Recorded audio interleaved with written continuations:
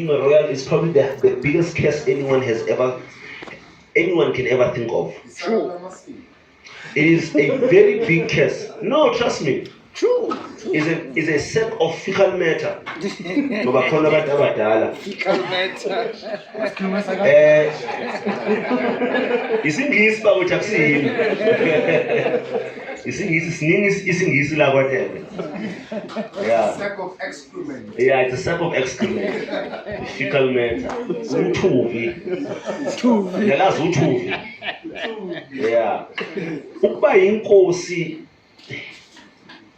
kumele uzehlise ngaphezulu kwawo wonke umuntu. Abantu banyathele phezulu. Banyathele ngaphezulu kwakho. Ngabantu injalo wena. Ngoba awukwazi futhi inkosi ayikwazi ukuzibeka. We explaining for simple because indoda mayakho umuzi iba inkosi yomuzi wayo ngithi. Right? You become the king of your own domain. On top of having a king on top of you, the Musai. We were explaining that when a young man is taken and they send you to your intended,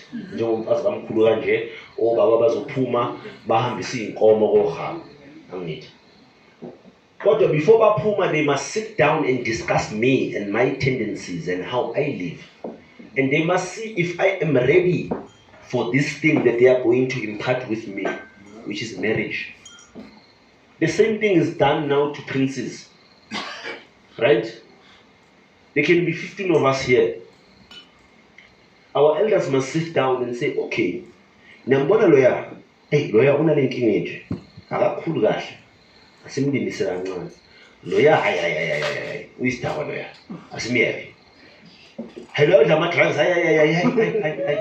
Lawyer ukhulula America simkhohle impela ke lo ukhulula America. Ngoba usiko la ekhaya kalazi. Usukhomba abantu. Angikhombi njalo.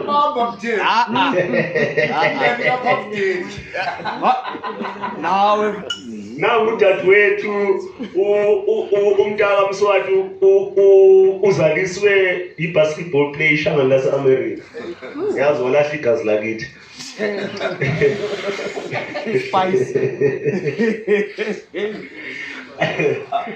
And now this is a space in which now this pool that we build must carry on for generations.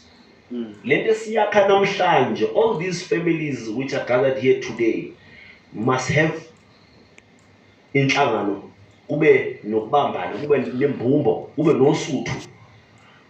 Hebe! Usuthu! Hebe! Usuthu! Hebe! Usuthu!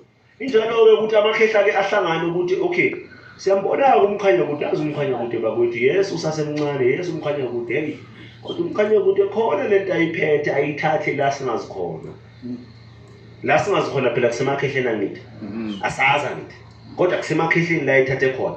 Manje asibhekeni lengane yala ekhaya manje ingane kaDumsana ozala uSimanga ozala umzondi wabantu ngoba abantu bethaka. Hayibo. Khona into ekhona lapha. Bazophinda futhi bahlanganeke bambize uMkhanyakude ahlale phansi la bambuze certain questions. Ukuthi wena if it was you, what would you do? In a situation like this. Ubatsheleke nawe ukuthi if it was you, what would you do in a situation like this? Ngumbuza inyembezi zikasenza ngakhona kaJama. Usenza ngakhona wakhala when he reached his old age wena Jambas uyadiva. Ukhalelana usenza ngakhona. Hayi man nothi usenza ngakhona sorry uJama kandaba ukhalelana uJama. He has one son evake usenza ngakhona because he only had daughters and one of those daughters bekungumkabayi idaughter kaJama, yeah, the sister of umkabayi kaJama, the sister of Senza ngakhona, the aunt of Ushaka. So umkabayi uadvisor utatakho ukuthi no man kunalo muzi engithanda ukuvakashela kuwo, Wazona. There is a woman there she's a fertile woman and uyiphethe kahle. Mhlawumbe ubaba mangathatha lo mfazi lo angamzalela indodana. Angungena emlonyeni inkosi yakho. Kunjalo indaba ezithi. Bahambe ke bayoyithatha le ntombi. Igama layo Mthaniya. Yamazi Mthaniya. Nizwa Amazulu today. Bathi Mthaniya. Amazulu bathi thina singabantu bakaMthaniya. Mthaniya was a woman. Owahanjwa oyothathwa. Kwabani? KwaZondo. Walandwa wazana. Wafika wazala ke manje usenza ngakhona umfana. Le gama elithi senza ngakhona.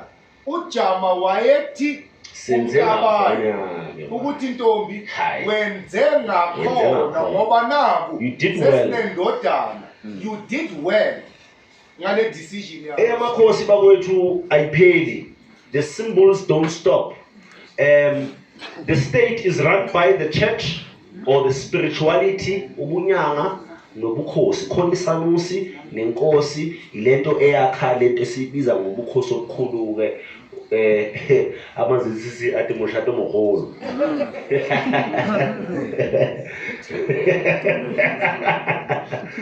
Yo ubukhosi obukhulu bakwethu.